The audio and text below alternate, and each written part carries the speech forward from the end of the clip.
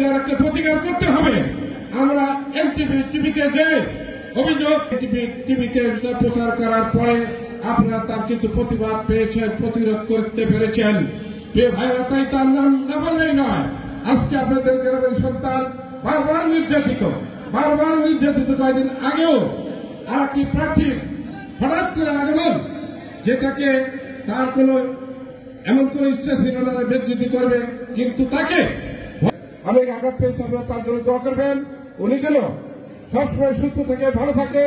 আর একটি কথা যেটা না বললেই নয়, জনাব সেলিম সাহেব এই ইউনিয়নের সন্তান, ঠিক আছে?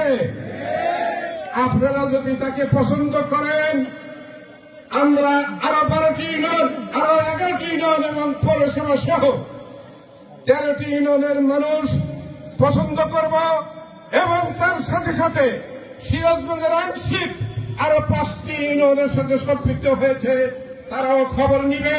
গাজীপুরের মানুষ সেলিম সাহেবকে কিরকম ভালোবাসে, বিএনপিকে